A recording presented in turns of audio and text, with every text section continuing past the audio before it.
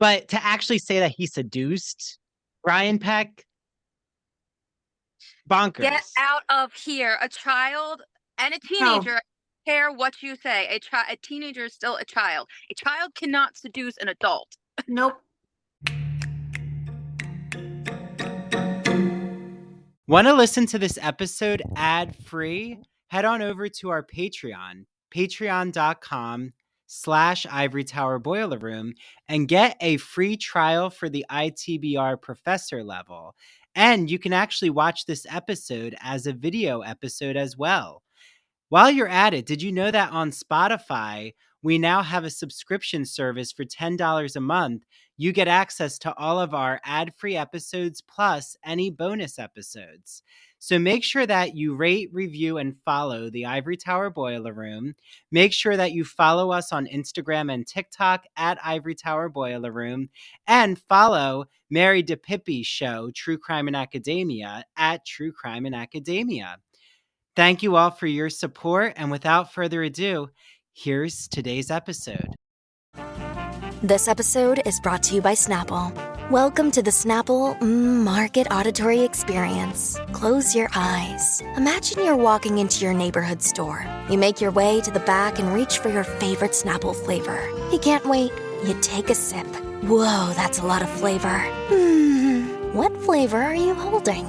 Now open your eyes and check out Snapple.com to find ridiculously flavorful Snapple near you.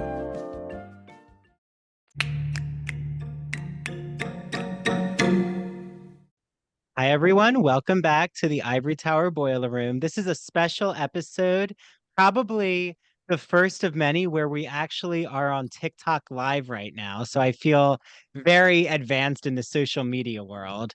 So if you're watching on TikTok at Ivory Tower Boiler Room, I'll be glancing to see if there's any comments. So if you have questions as we're talking, all things quiet on set, please send in your question and I will make sure to shout it out as long as it's appropriate, of course. So just so everyone out there knows, if we say essay, SO, PED, we're just shortening or using acronyms because we're not allowed to say some things on TikTok, which is why, like, if you join our Patreon, we can say whatever we want, but we're going to respect the social media platform. Okay, so I am joined with all things host of True Crime in Academia, Mary DiPipi. Hi, Ah, Mary. And Hello. I'm also joined with host of all things queer cinema, host of That Old Gay Classic Cinema, Christian Garcia. Hi, Christian. hey, Andrew. And he just did a fun like switch to his logo. So that was well timed, like we were in a production. So okay, quiet on set. I mean, where to begin has been swirling in my mind and is a battle because I don't know where to begin, to be frank with you all. I feel like it's so disturbing. I feel like it's a long time coming in the entertainment industry and in so many industries. So maybe I'll just say, what were you surprised about after watching this 4-part series on Max, Quiet on Set? So I'll start with Christian. Hmm. I was just surprised at how many, just the whole, we grew up with these shows. And the fact that, I idolized these people as a kid, and now I have such a newfound respect for Drake Bell that it's not even categorical anymore, that there were these accusations of him being a an essay a ped, and it's like it was reversed the entire time. It Mm, wasn't him. It was, if you saw the documentary, it was somebody else that was doing it to him. And it's like, there were all these accusations and different setups, and it was just very confusing. And now that we all know the whole story, it's just so shocking and just very degrading at how many children get hurt on these sets. And it's not even the producer's fault. I believe also, I think we're going to discuss this, it is also the parents' fault as well. yes, yes. Okay, so lots that you brought up there. Mary, what did you think after watching the series? I mean, also like Christian, to know the amount of kids that got hurt from this place. And I think what they point out in the documentary that I found so fascinating, because it's something we don't always think about, because these imbalances occur in our everyday lives and they are power imbalances, and I feel like a lot of people, when they hear that, it has such a negative connotation because they always assume that the power is negative. And unfortunately in this case it is, but overall the child actor industry, you have even more of an imbalance, because, okay, for example, at my job, I have, two people that are above me, you know, and, so there's that imbalance. But then you add the fact that they're also children and they're adults. So I've obviously, as a working adult working with adults, there's not that added level of imbalance. Whereas, these poor child actors have that. And I think it's more difficult for them to speak up and speak out against what's happening, because it's not just their jobs. This is also their livelihoods. This is also potentially their families' livelihoods as well. So I'm really glad that they pointed that out. Yeah. Well, and don't you think after our whole episode and like Scientology or brainwashing that happens with these unfair power dynamics, or institutions that really prey on you wanting to feel that you're belonging, and I feel so connected to this industry of child acting, like you said, Mary, and Christian has brought it up too, where you're supposed to be at once provider for your family and yet trust in the power of adults, that they have their best intentions at heart when you're working with them. How these parents, so many of them were monitoring their children on set, but yet this abuse still can happen, And I think that it goes to show that, there's some parents who are complicit, in my opinion. In this documentary, you find out, especially like Drake Bell's mother, like did, kind of push him towards certain unsafe conditions. But then you have that parent, of that actor. I'm going to forget her name, but she was like the whistle. Leon Firestein's mother, I believe it was, or it was somebody else. I think it was Leon Firestein's mother that was the actor where he was like forced to put on peanut butter and have dogs run up and lick him. Yeah, that was just an atrocity, which also was so racialized as like one of the only black male cast members. But like she was saying, this is all, what are you doing here? Like, this is unjust. We need to call this out. She was trying to rally the parents together, and it was falling on silent ears. And I just feel like right now we're at this time where, thank God this documentary came out, because there's so much exploitation happening in theater, all aspects of entertainment, corporate industries, academia, even reality TV, and like the line of what is right and what's not. We know what's not right, but why aren't people banding together? And that's where I was like, just thankful that all of these actors, they were so brave. So I just want to congratulate all of those like Drake Bell who spoke out, like Alexa Nikolas, right? For also speaking out. And Katrina Johnson, who is also in all that as well. I recognized her the second that the documentary started. I was like, wait, that's Katrina. That's it's just so interesting how we can recognize these child actors and how they, we grew up with them and then we see them as adults and it's like they haven't changed, but the trauma that they suffered is just too, it was just so enthralling to watch. And it was just, I was actually not afraid, but I was taking my time with this documentary because I saw the first episode and I said, okay, I gotta take it easy. And then the next few episodes I watched in a millisecond because I was just so hooked. I just wanted to learn more. I wanted to figure out what this was. Mhm. And I cannot, I'm wondering if we will be discussing Drake Bell's, the trial with Drake Bell and that whole fiasco. Mm.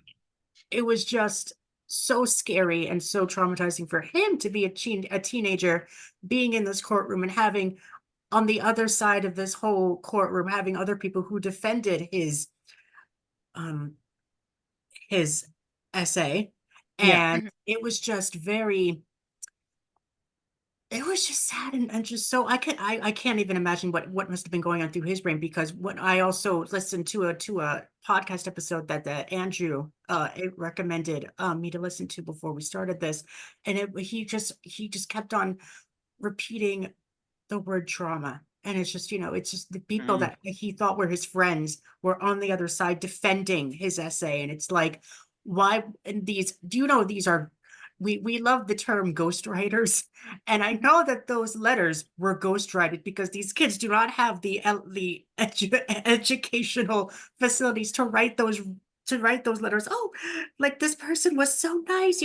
Drake, he was only tempted because Drake was so vulnerable. Oh, Like, that no, was one of the worst things in the letters, like trying exactly. to blame a To make minor him the victim. for One how like can a teaching something. minor be tempting and seducing someone Exactly. who has a director power over him? Like, what even possesses someone to write that letter? Like, I that's what can't. I was right. Some of them you could argue, and I know Drake Bell has given, I think, so much grace to some of these actors or people in entertainment who wrote these letters. Way Grace too many. that, they could have heard the wrong story or they were like not given all the facts. Yes, okay. I understand that as well. But to actually say that he seduced Brian Peck, Get bonkers. out of here. A child and a No, teenager, care what you say. A teenager is still a child. A child cannot seduce an adult. nope. So you all know that I am such a fan of musical theater and classic movies. So I can't wait for you all to listen to one of my good friends' podcasts. It's called That Old Gay Classic Cinema, hosted by Christian Garcia. It's a podcast that looks at classic cinema films that we know and love. And he was inspired by Turner Classic Movies and The Great Movie Ride. Remember that amazing ride where the Wicked Witch of the West rose up in a burst of flame in Disney? That was one of my favorite rides. I'm so sad it closed. So, while looking at classic films, Christian is so excited to look at it with a queer lens. And he brings on friends like myself to talk about all of these films. I was on the first episode when we discussed The Sound of Music. I've been on an episode of Alfred Hitchcock's Vertigo. He just released an episode about the Philadelphia story. He's done Meet Me in St. Louis, Sweet Charity, Psycho, Mary Poppins, Hello Dolly. He had on Down the Yellow Brick Road hosts and the Garland Gab hosts to talk about The Wizard of Oz. So make sure that you listen to That Old Gay Classic Cinema on Apple and Spotify and follow him on TikTok and Instagram at That Old Gay Classic Cinema. Okay, start watching the classic movies and make sure you listen to Christian's podcasts. Are you a fan of LGBTQ plus books, plays, movies, TV shows? Well, then I have the magazine for you. It's called The Gay and Lesbian Review. The GNLR is a bi monthly magazine of history, culture, and politics that publishes essays in a wide range of disciplines, as well as a slew of reviews of books, plays, and movies. Each issue brings you consistently intelligent, lively, thought provoking articles focused on a unifying theme, and it brings together the leading minds on the topic. So I just had on Dr. Richard Schneider Jr., the founder and editor-in-chief of the GNLR.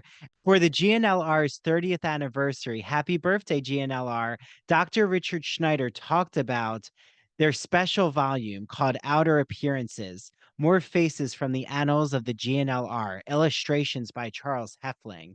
They cover current LGBTQ artists such as Harvey Fierstein, Melissa Etheridge, Alan Cumming, James Whiteside, Alison Bechdel, and even David Sedaris. And of course, many others like Stephen Sondheim. There's even a supplemental issue that comes with your commemorative volume.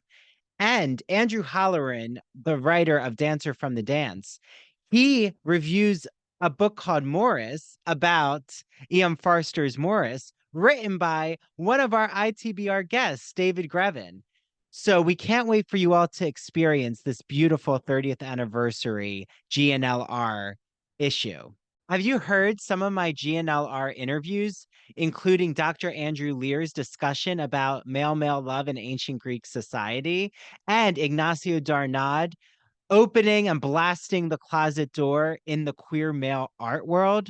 Well, definitely make sure you listen to them after this episode. Head to glreview.org. Make sure you subscribe to their magazine. You'll see there's a section that says subscribe at the top.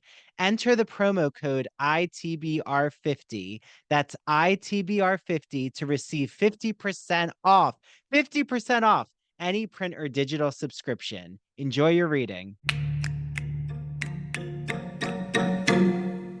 No, Nope. not And in there were any 41 kind of realm letters, like that. I believe, that were sent during this trial. And the fact that, oh my God, I can't even think to imagine what the heck Drake went through to deal with this trauma, because he said he woke up to this act being done to him, and it's like I can't even imagine what that must have felt like. I can't.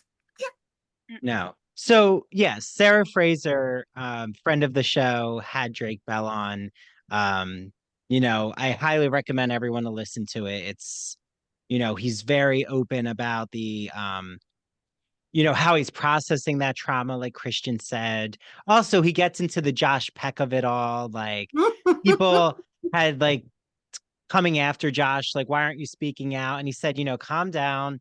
Josh reached out to me privately. And again, not all of these child actors who are now adults, they're living through their own trauma, or maybe they're not coming out because they were witness to something, signed NDAs. Who knows the story? I mean, I have my own theories about Ariana Grande signing an NDA, but like that's not substantiated. But they did reach out. I just heard they did reach out to Amanda Bynes, and she declined to do the documentary. Oh, So there was an attempt. Yeah. I mean, I can't say I blame her. And I mean, I don't think anyone should take that as a sign of, her experience one way or the other. I mean, if she suffered a huge amount of trauma. yeah. And at the hands of this, most likely. So I can't imagine her, wanting. I mean, she hasn't been in front of cameras in God knows how long. So I mean, like, get up and that be the first thing you're in front of a camera for, us to have to detail what happened to, like. Yeah. So I could understand, but I wanted to put that out there. Yeah, And I think it's healthier for Amanda probably to do something similar to Britney Spears's memoir and process her own story in her own, writing, and have her own agency over her voice as a book. I'm sure she's reflecting, and I mean, she has to be.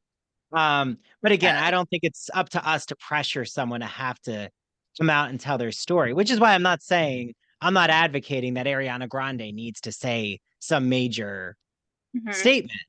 I will say, like, what did you think of when Dan Schneider timed so strategically when this came out that he then did an exclusive interview with one of the former Nickelodeon stars? Now that was very bullshit. Yeah, very, very puzzling. Not puzzling, but you could tell he's such a manipulator of them, he's trying to get his ahead of the story. But there's not much you can get ahead of with this exploitation. So okay. I think we do. Would you agree, though, both of you? Like, we have two aspects to address in Quiet on Set. You have the Brian Peck of it all, and you have the Dan Schneider of it all. Yeah. And I would say, like, they overlap, but they are two different strata of exploitation. Yes. Mhm. Allegedly, I should Mhm. say. Because there are theories about Amanda Bynes and Dan Schneider and like, also Jamie Lynn Spears and like, who's the father of her child and all of these things, which, are not confirmed. So they're all very alleged.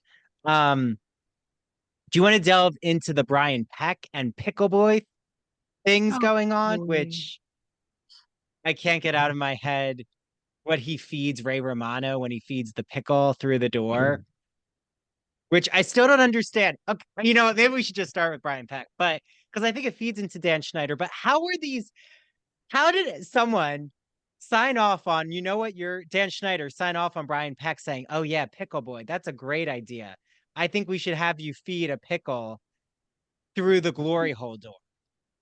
Not only that, but have him be a mute Mhm. person who would just like very, very creepy mute person who just, happens to be feeding these people pickles for some reason.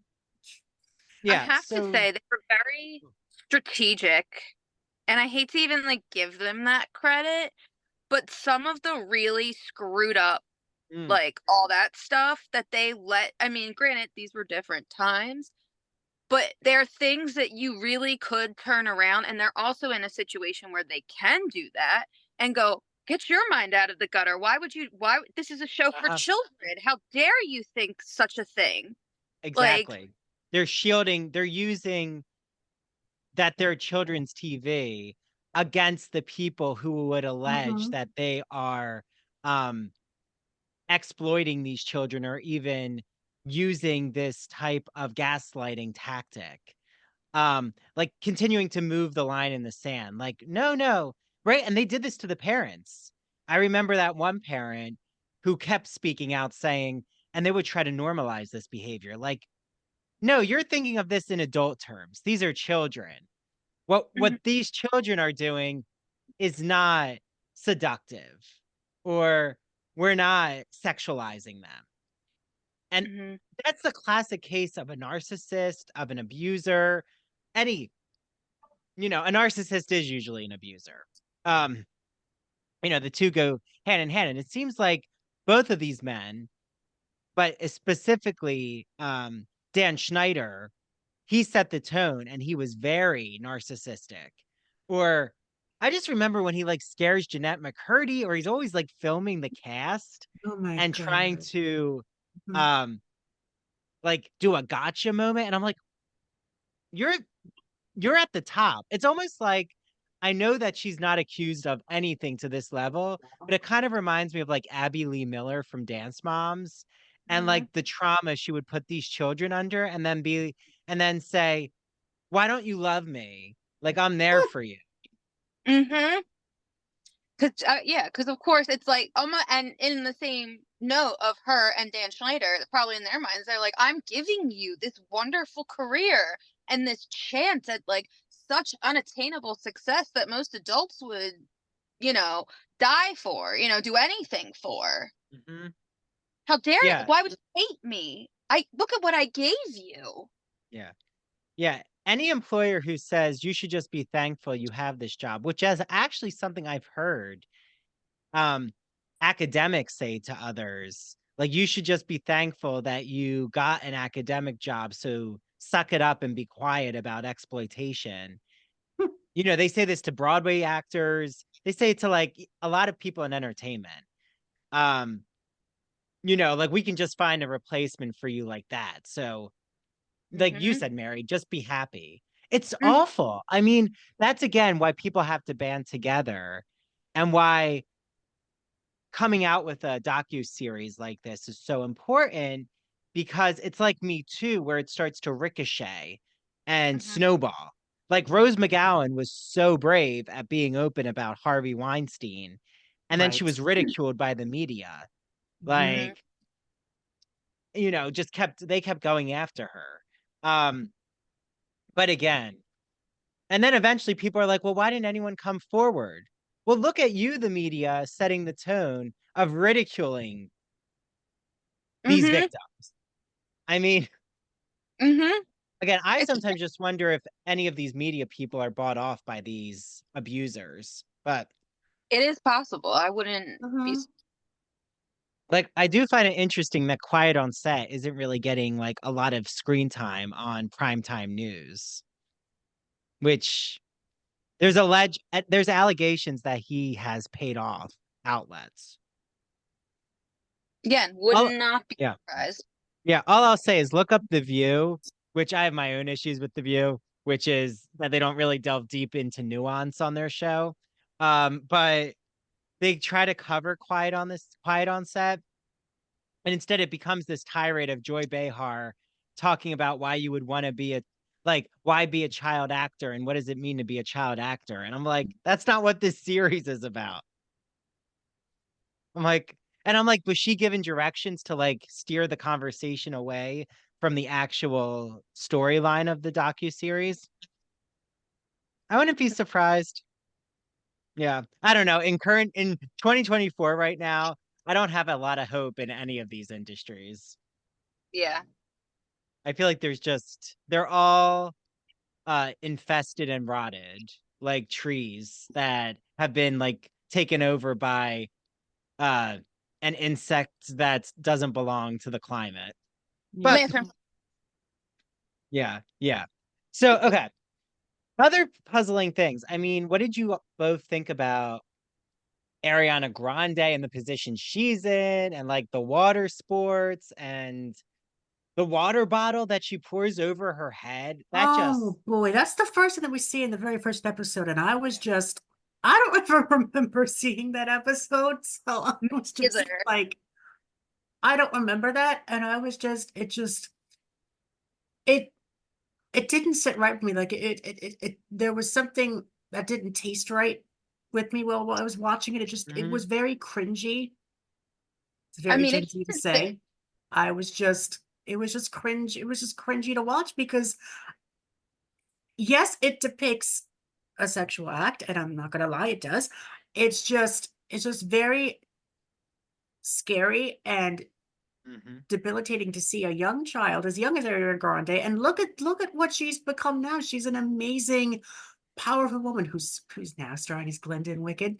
Um, Yeah. we have she has so much to be thankful for, and she just, I cannot, I do not, I cannot believe the amount of trauma that she must have been through, going through this, going not only from Victorious, but also going on to Sam and Cat as well. Yeah. Yeah. Well, and then there's like um Alexa, and it is Nikolas, right? Am I pronouncing that right? I think so. Yep, I think from so. Zoe Okay. 101. From Zoe 101. Oh Yeah, this yes. Um, where they were. so yeah, I feel like, and she's been speaking out about this for a long time. I believe. Um, Yep. So. yeah, I like know she's been like calling out Nickelodeon. How did Nickelodeon get away with this? And she was Mhm. kind of like the lone voice, but I always do say it has to take someone brave enough to like throw themselves into um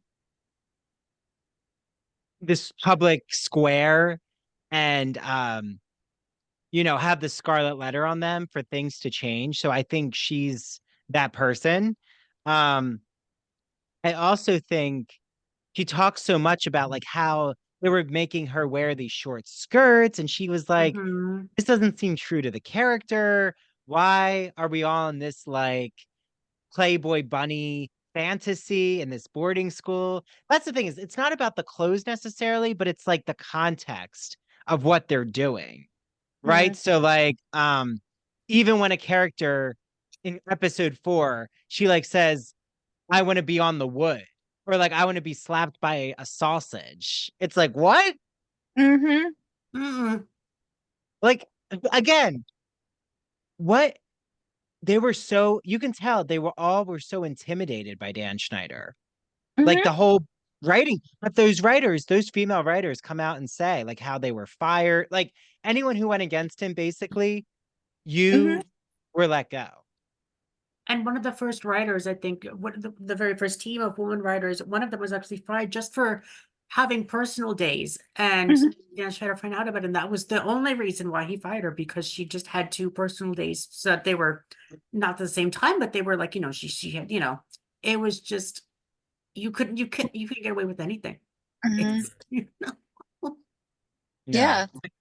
I mean, okay, so what else from the docuseries just surprised you or, you know, deeply troubled you about like what Dan Schneider was doing?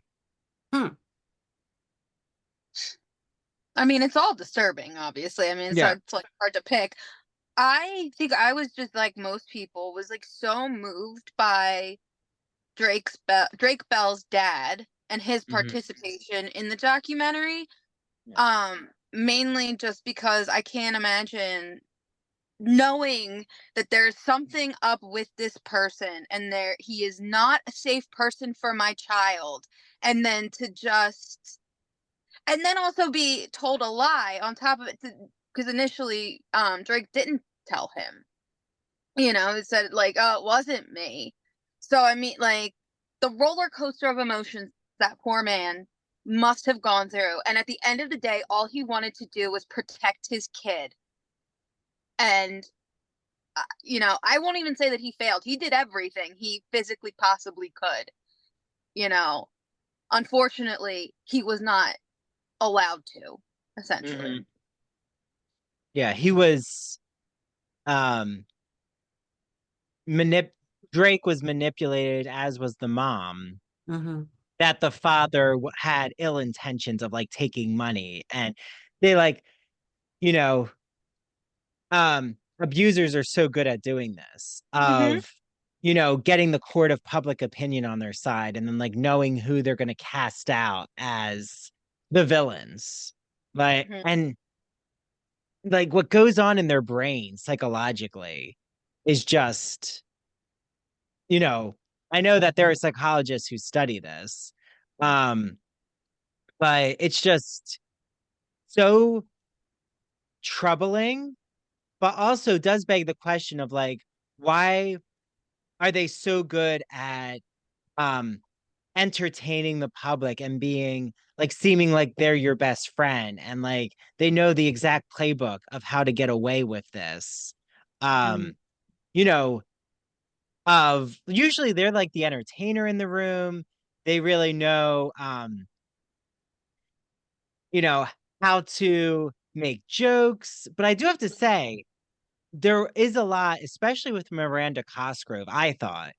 Like, whenever Dan would try to like interact with her, you could tell she was extremely uncomfortable. So it's Yeah. not like everyone, and even Jeanette McCurdy has even come out and said this as well, but it's not like everyone fell for the gregarious or jovial nature.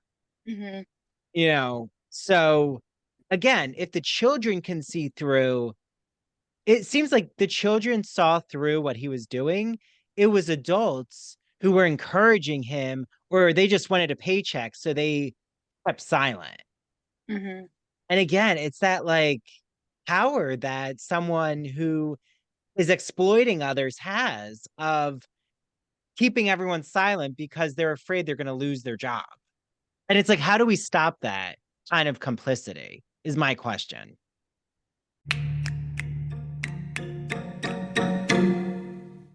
Hi, this is Andrew at the Soapbox NY, a bath and body boutique in Port Jefferson Village on Long Island. And I'm going to announce a really fun cross promotion that I'm doing with Janine, the co-owner of the Soapbox. So I'm holding here Wicked, The Life and Times of the Wicked Witch of the West by Gregory Maguire, who I had the pleasure of interviewing on the podcast. Listen back to that episode. I'm hosting an ITBR book club. We're chatting all about Wicked.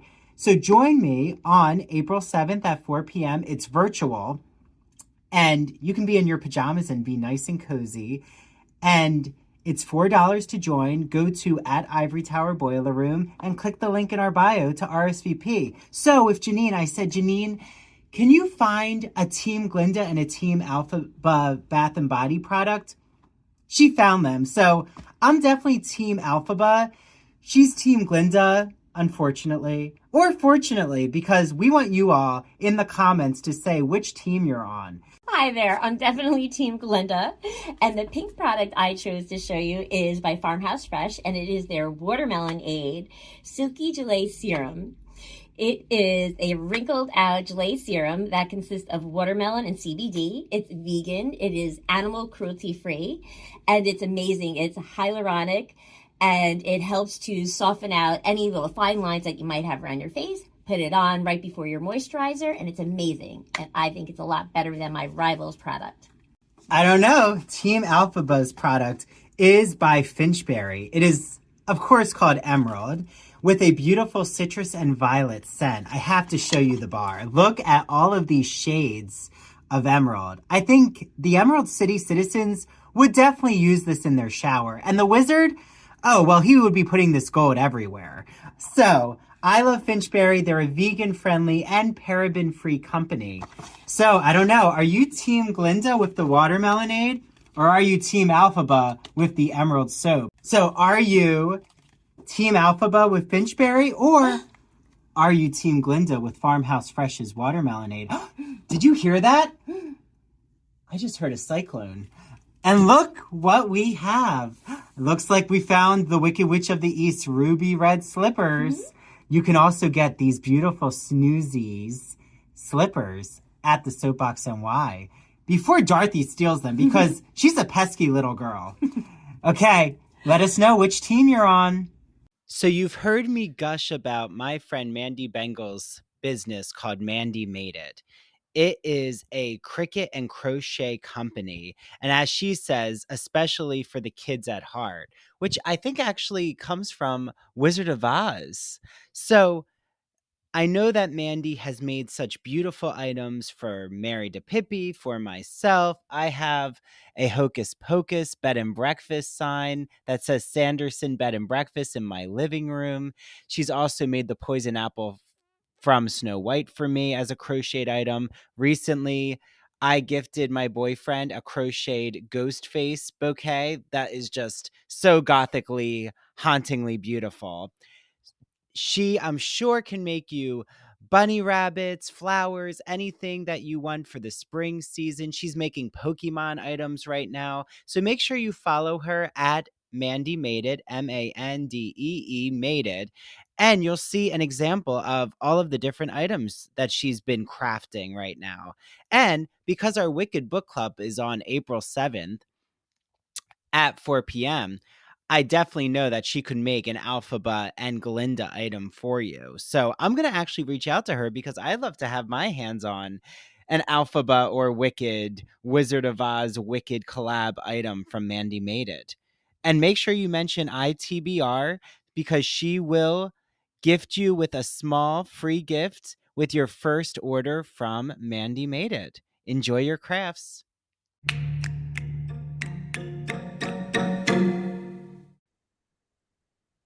Yeah.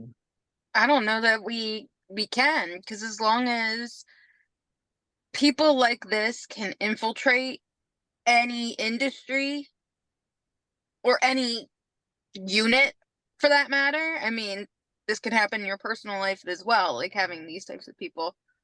You know, I mean, I don't know that there's a real way to I mean, I do think initially if there is some sort of psychological trauma or illness or things like that, obviously I think that would be, you know, getting to the root of it all is very important, but and could help. But as far as a preventative measure, other than having really strict background and stuff like that, and even that is still tricky. Because just because you don't have a record doesn't mean you haven't done anything. That's true. Well, also how you report incidents where you don't fear that the person directly above you is the one reading the incident reports or has a connection to HR, because I feel like a lot of these HRs are really complicit when they're within the workplace. Like I wish most HRs were outsourced to other, you know, like where you were actually reporting to an outside company. Yeah, because they're technically not, I mean, to say owned, but they're employed by the company. So Yeah. technically they work as more of a company liaison than necessarily an employee advocate. Mm-hmm. Which is a very different thing to be, to have that system where it's outside. And I just remember at the university, like if there was an essay incident, as a faculty member, we like had a system of reporting, but they always said, don't ever call the police who are outside of the university because then they have to start their own investigation. And I'm like, hey, wait, excuse me. Don't we want to report cases like this to the police who are trained in essay cases and who can actually be unbiased? And they're like, no, no, no, it needs to be done through the university. Don't ever listen to that, people. You call, not if it is a crime committed against you. I mean, it's like, you wouldn't go to a dentist if you have, a heart problem or a heart condition. You know what I mean? Like, you got to go to the right people. And at the end of the day, institutions are only going to look out for their best interest. Mm-hmm. Exactly. Here, wait, can I just read quickly how we always get this response from Nickelodeon? Oh, wait, I have to pull At it the back up end of again. each episode, there's always that little tagline at the end. It's just Yeah. I mean, yeah, like what did you both think? I'm gonna pull it up for us, but like I feel even the Scientology docuseries with Leah Remini, we have the Scientology, the church's stance on this. It's like it's always the same boilerplate. It was the same thing when uh Stony Brook came out with their statement about essay cases and Michael Kimmel with Dr. Helena Darwin. Mary, it was like that same boilerplate of at the time, we now have a system in place to report these incidents, and we as an institution take these matters seriously and have a system of reporting, right? Like that basically is the boilerplate. But It's wait, here it is. bullet hole. Yeah. Now I have an ad playing. But okay, while I pull that up, like Christian, since we're nearing the end, like some thoughts about like what you haven't talked about yet. Like, is there anything else you really just needed to discuss? It's just, there's so much that I can pick, but I know we're on a very limited time slot. It's just the amount of horror that these kids went through. It's just, again, like I said before, it's so traumatizing. And I'm just very happy at the fact that not only one, but we had like, I believe it was 5 or 6 people that came onto the documentary, child actors who are now grown up adults who are just coming to terms with this and wanting to speak out, but they do it so eloquently. And I just have so much respect for them. And it's just amazing that no matter what they went through, they are able to come to terms with it and just deal with it. They're in their own way, but they're not bitter about it. They're not angry about it. They're just getting through it the best way that they can. And I think that's the most important thing, especially Drake Bell. It's just Yeah. Oh, here's the statement. It says, in response to producers' questions, Nickelodeon has stated it, quote, investigates all formal complaints as part of our commitment to fostering a safe and professional workplace. We have adopted numerous safeguards over the years to help ensure we are living up to our own high standards and the expectations of our audience.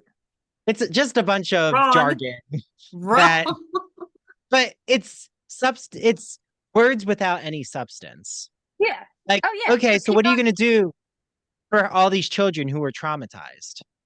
Exactly. I guess we have no answer to that. Nope.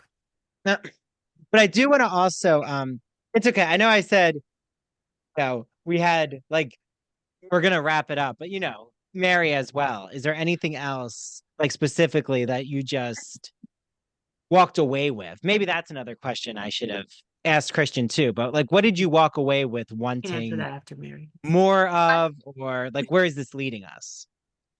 I mean, for me, what I like just felt gross because I think it's because we're adults and we're like, we used to enjoy this, and I think we forget we were innocent children watching these shows, and like these shows were made for us. It's not like, you know, kids themselves are the writers and things like that making their own stuff, you know? So just look at, like, you know, because many people, I'm sure as both of you, like, have very fond memories of some of these Mm, shows. And to know that, like, now it's tainted. mm. Because now you can't watch it from the, oh my god, I loved this as a kid. It's, oh my god, what the fuck was happening to these kids while this was being created, and I'm sitting here just like enjoying watching this thing while Mm. they're suffering. Yeah, yeah.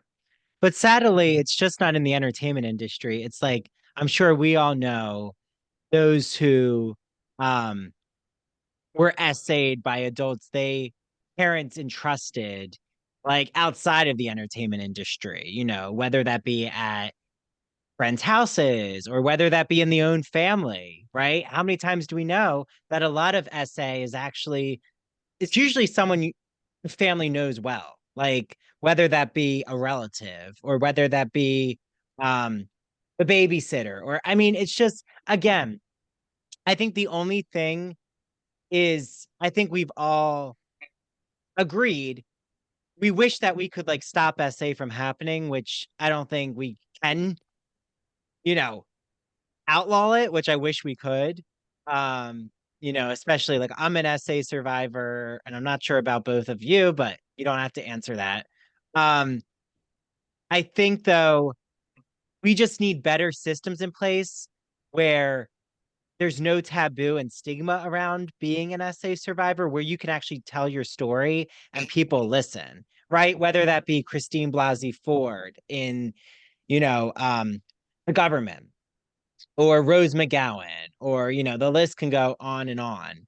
And I think that when there's still mocking of SA survivors, um, especially by those at the top and especially in leadership, we need docuseries like this, even more so, right? I mean, so yeah, thanks to the directors of this, Mary Robertson and Emma Schwartz, because I wanted to make sure I shouted them out. But yeah, another thing, as like we're at the end, is I know this isn't directly Quiet on Set related, but I think it does connect, is I'm just seeing day after day, you know, especially as I'm applying to different like higher ed or media jobs, LGBTQ related jobs, which are like less and less than right now, um, is like University of Texas Austin just fired 60 employees who were hired for diversity, equity, inclusion jobs because the governor of Texas deemed that there can be no diversity, equity, inclusion um, initiatives at any college campus in Texas. So it seems like this is just the beginning. Oh, and in Louisiana, they're trying to propose a bill right now that will take away rights from librarians of equal access and freedom of speech in terms of what books can be distributed at libraries. So I'm What? like, we're living in the Handmaid's Tale. And what I still can't believe is, again, these far right politicians, they're going to try to do whatever they can right now. And they're not going to stop. You know, where are the unions? Where are the tenured faculty screaming about the house on fire? Like, where were those who wrote those letters against Drake Bell? Why aren't they all coming out as a collective? Why are they so scared? That's the thing, is they're buying into the bullies. These bullies don't have power when the group rises together. I mean, it just seems like it's clear as day right now. You know, I mean, that's why, right, Mary? We created, like, we decided to start, like, continuing with Ivory Tower Boiler Room is like to be truth tellers, even if it's not popular, you know? Yeah. Like, I know that there are some jobs that, you know, I haven't, might not be the most eligible candidate because I do tell truth, that I do hold feet to the fire. in these industries. But you know what? I'd rather hold feet to the fire. Maybe this is, me now ranting, but I'd rather hold feet to the fire than sell myself out when I know that there's exploitation in an industry. Like, it's As just you not should. acceptable, As you you know? should. But like, I'm not sure if you both knew about what was going on at UT Austin, but what do you think about diversity, equity, inclusion being trying to be eliminated from colleges? It's fucking ridiculous. There you go. Yeah, What it is. I know. And like my feeling is where, and I'm going to get a little political right now, but where are the Democrats who are supposed to be, speaking progressive values, who are staying silent amidst all of these backlashes? Because I feel like we're in an immense backlash right now, and it's only going to intensify in this election. So we have to somehow, someone in leadership needs to put their big, adult pants on and stand up to the bullies and like set the tone at least. But True. when you know that some politicians are bought by corporate interests, that kind of changes the scenario. Hi, this is Dr. Andrew Rimby, and I'm really excited to talk to you all about one of our ITBR sponsors, Broadview Press. Broadview Press is an independent academic publisher in the humanities that produces high-quality, pedagogically useful books for use in university and college classrooms. They publish mainly in English studies, writing, philosophy, and history. They are always publishing with an eye towards diversity, building a strong list of titles from women, people of color, and authors from other marginalized groups. If you haven't heard my Broadview Press interviews, you need to. Recently, I just had on Dr. Shannon Day, who talked about her book, Beyond the Binary, Thinking About Sex and Gender. And in the summer, I had on Dr. Jason Holt, who gave us all a comprehensive history of what it means to be a philosopher who studies sporting culture. And of course, we went back to ancient Greek, literature, mythology, history to look at the roots of athleticism. And last year, I had on Dr. Jeffrey Andrew Weinstock, who's actually going to be coming on the podcast soon to give his thoughts on the new Fall of the House of Usher Netflix series. He talked all about pop culture for beginners. And Broadview Press is offering an exclusive discount because of our sponsorship. So head to broadviewpress.com where you're going to see such a wide range of literature. Use the code Ivory Tower, IVORYTOWER for 20% off site-wide all of their books. Again, it's broadviewpress.com. Enjoy your reading. Hi, this is Dr. Andrew Rimby, and when I'm not here on the podcast, I am consulting with small businesses, undergraduate students, graduate students, podcasters, and those in media. So if you're curious about the work that I've done with my consultation services, you could just type me in on Google, Ivory Tower Boiler Room, and you'll see a few reviews pop up. I've worked on college admission essays for undergraduate students. I've revamped and expanded a small business's social media marketing campaign right here in Port Jefferson, New York. And I've also worked on a graduate student's thesis for her physician assistant program. So if you want to seek me out or inquire about my consultation services, just email me. That's the easiest way to reach me at ivorytowerboilerroom@gmail.com. That's easy to remember. And 'tis the season for college admission essays, both undergraduate and graduate, thesis writing, dissertation writing. Do you want to create a podcast and you don't know where to begin? Media work, how to open a TikTok, how to start creating videos on TikTok, what to do with your Instagram. All of that I have done. So just reach out to me. But again, I just feel like a lot of us who are millennials, or Gen Zers, I think are just demoralized right now, which worries me because if we're not passionate about change happening, like good change happening, then what does that say about the state of the country? Again, I didn't want to put us in such an optimistic mood, but I do feel like, I don't know if both of you feel this way, but it does seem like, we have to focus, I always say, on our own happiness and finding good in our life, like music and books and like exercise, like do the things that help your self-care, bubble baths, whatever that is. That this is why I try not to listen to like the news, broadcast news that much, because things are not the world seems like it's on fire right now. Like literally on It's an fire. understatement. Yeah. Yeah. And again, if like we can't see that people, like humans deserve kindness, compassion, and their lives. Like yes, I'm speaking about Gaza. And I think like I know I've said this on ITBR like in October when things first happened, but we're now in April. Like yes, it's like we should be able to stand up to anti-Semitism, but also demand that innocent lives of Palestinians be protected as well. Like both of these things are together. Like, you know what I'm saying? It's not complicated to Yeah. like value human life, Mm-hmm.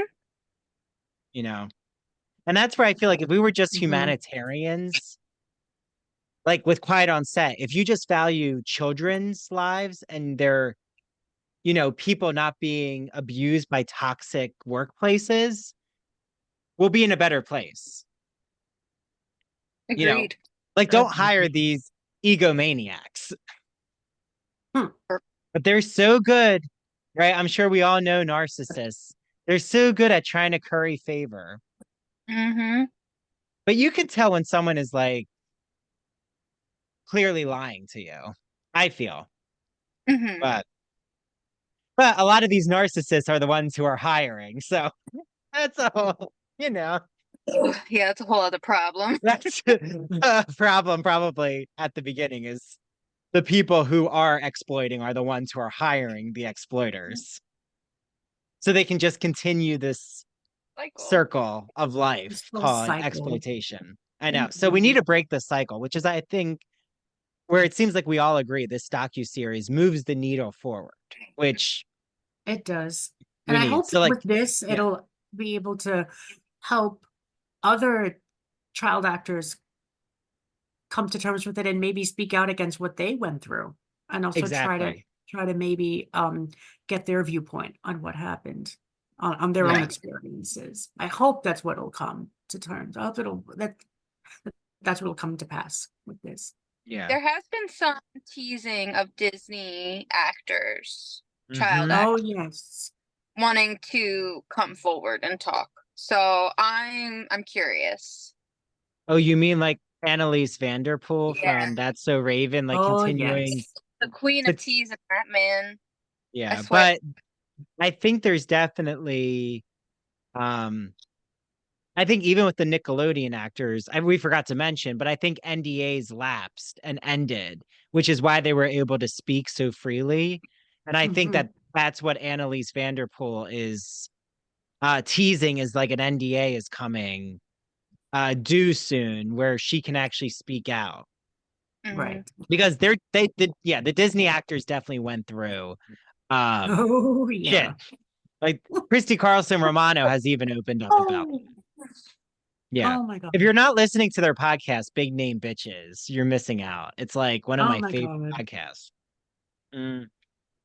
Yeah. So, and they haven't talked yet about Quiet on Set. So I'm wondering if they're going too soon or if they're going to time it with her talking about her Disney experience. I'm not sure. But yeah, there's Maybe. I when could you see have that. that kind of, yeah, when you have that high profile, lawyers really have to be involved to make sure that you can speak out, because You don't want to corporations like that. Yeah. Like, I'm thankful that I never signed an NDA at Stony Brook.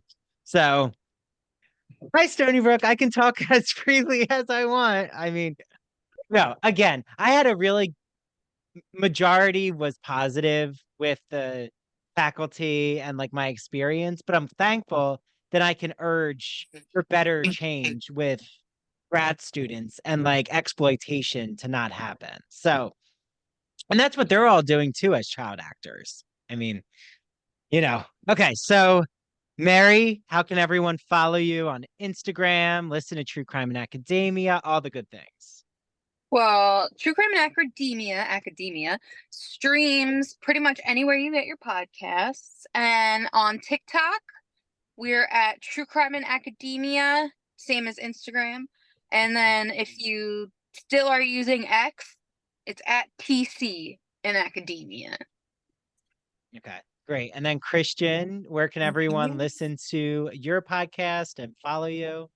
Well, my podcast, if you can't see it, it's called Okay Classic Cinema. You could follow that on TikTok, Instagram. It's the same name, just scrunched up together. And also, if you're a fan of books, I also have my book Instagram as well, Bookaholic at 221, which just shows my love of books. And also, I promote certain episodes of my podcast to give some promotion to my podcast as well.